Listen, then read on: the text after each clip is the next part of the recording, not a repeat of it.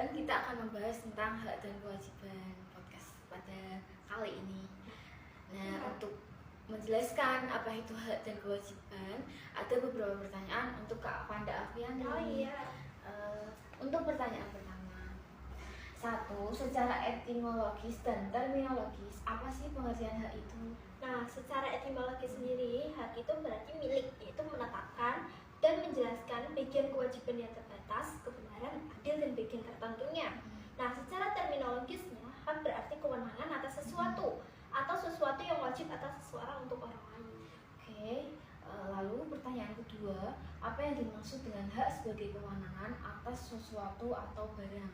Nah, hak sebagai kewenangan itu berarti yang berlaku atas benda atau biasa disebut hak aini, seperti hak milik, hak atas penguasaan benda, hak kewalian, dan lain-lain.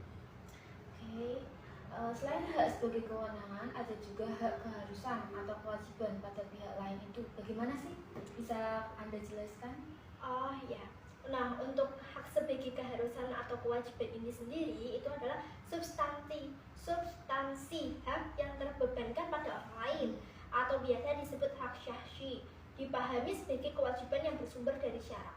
Seperti hak istri terbebankan pada suami dan hak seperti kita ini hak anak terbebankan kepada orang tua. Oke, aku dengar ada istilah iltizam. Nah, apa sih perbedaan antara hak dan iltizam itu dan bagaimana iltizam itu? Nah, kalau hak itu kan keharusan yang terbebankan pada pihak lain dari sisi penerima.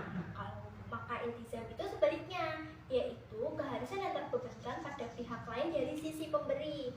Nah, untuk iltizam sendiri itu akibat ikatan hukum yang mengharuskan pihak lain memberikan sesuatu atau melakukan suatu perbuatan ataupun tidak berbuat sesuatu sama sekali.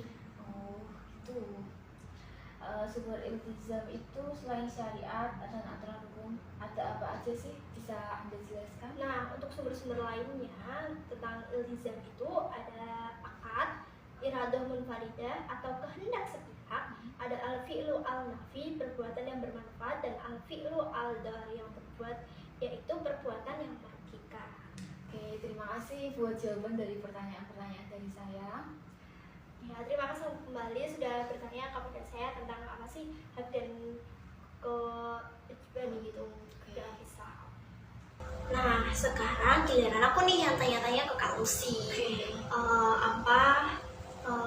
Nih ya Kak, pertanyaan pertama aku tuh apa sih Kak pengertian dari ta'assubul istimal itu?